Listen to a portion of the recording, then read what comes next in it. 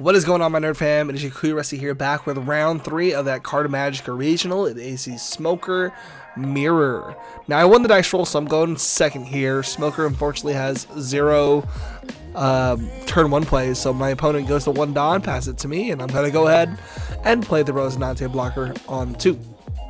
Passing it back to him, he's at 3 Dawn, probably establishes something, and here comes the Helmeppo, which on swing minuses something by I believe 2 cost, and if there's a 0 on the board during that attack, he gets extra 2k. But he just swings 5k to my leader.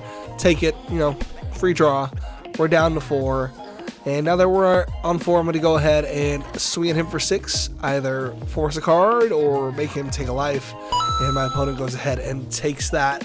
I'm going to establish the non-KOable cards. Now, it seems that in these Smoker Mirrors, the person with the more non-KOable cards tends to have the advantage, in addition to being able to drop Kuzan 10 on curve, or just first in general. But playing multiple Smokers really inhibits Black's greatest strength, which is really just being able to clear the board at all times. So he goes ahead, he plays the Kuzan on 4, draws a card, and then decides to do some spicy things. So I think he's going to swing with a Helmeppo first, minus my Rosinante to a 0 cost, which now when he activates the main of his leader, he's going to get the +1. Now, I decided to block here because I didn't want to deal with a 7k, but I use a 2k counter anyway, so regardless, it kind of would have been the same thing. I tried to be cute and be smart, but at the end of the day, I ended up using a 2k in hand. I could have used the 2k for the Helmeppo swing and then just block that 7k coming in. And I think it's passing back to me. So now over here at 6 Donathans, we have the opportunity to really establish a board. I think I personally would have wanted to drop a Sakazuki to get rid of the Kuzan, but I don't think I had it in hand, so I think we're just going to swing big over that Helmeppo because it does give him some tempo against a Sakazuki or a Kuzan if I have that on board.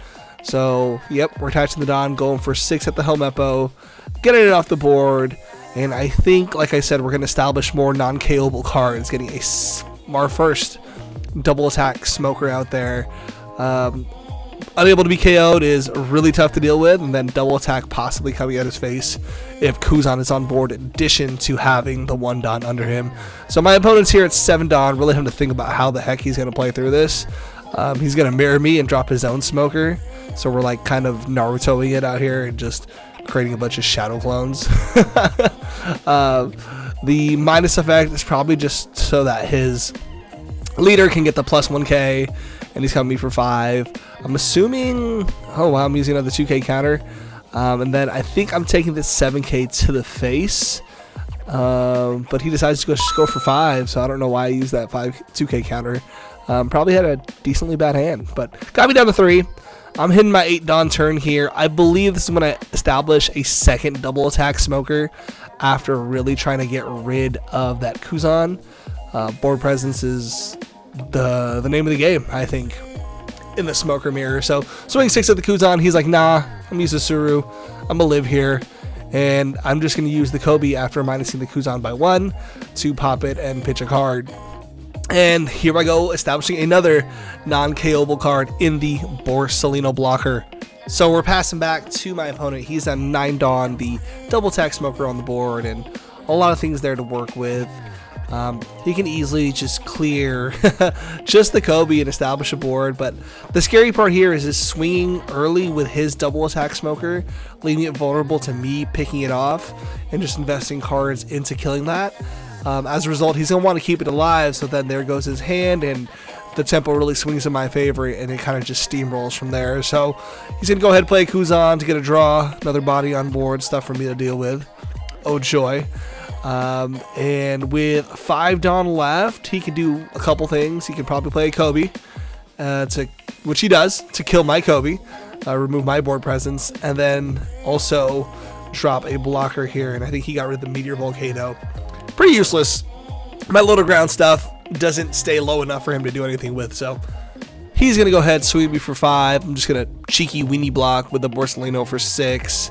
If he's coming at me for 7, I let the Borsalino go, so probably didn't have counters I wanted to use in hand, but now we're at 10 Donathans, and we might just be on curve, if we drop this 10 and drop Kuzan right now. Attaching that Dawn shows that I am not on curve. And we're going to go ahead and swing at... What am I swinging at? For 6. Oh, I think I swung out leader for 6. Establishing a double attack Smoker. Now have 4 Dawn open. He's at his 10 Dawn turn. He's not slapping down Kuzan because he's paying 2 to play a blocker.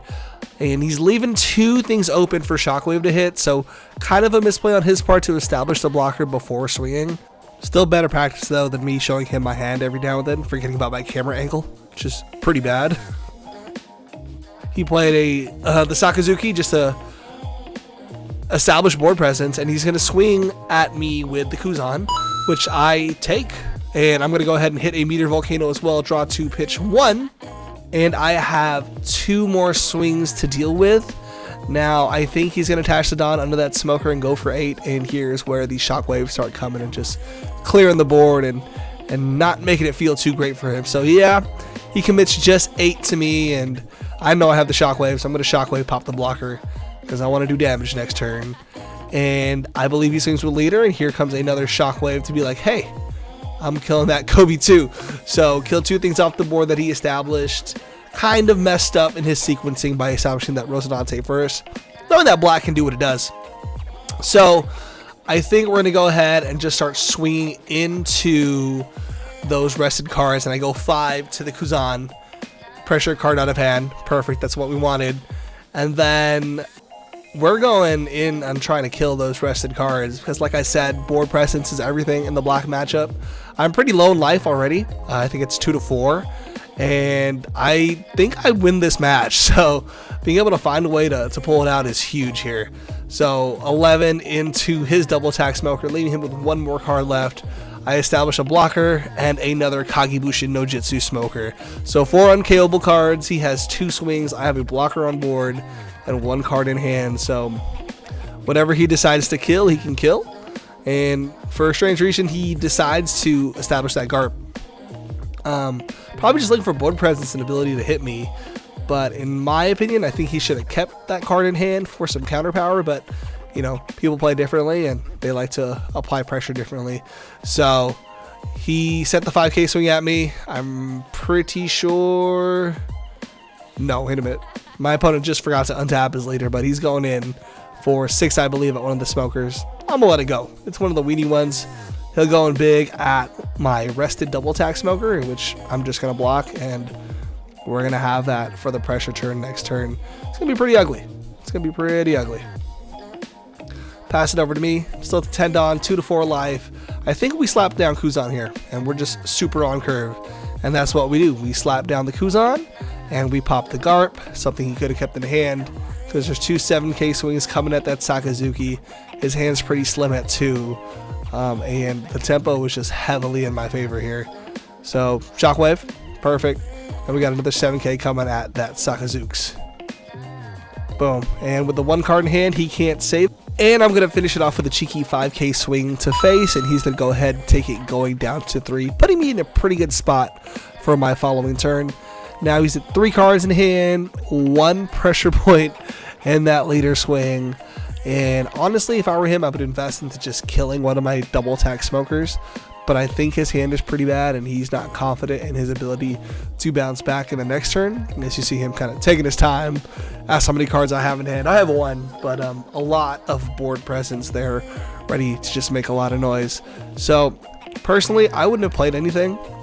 But I think my opponent goes ahead and he establishes Sakazuki for board presence the next turn, and then goes ahead and plays a Smoker for more board presence and swinging at me for a 6. Now, I think I take this life because it just makes sense to get cards in hand.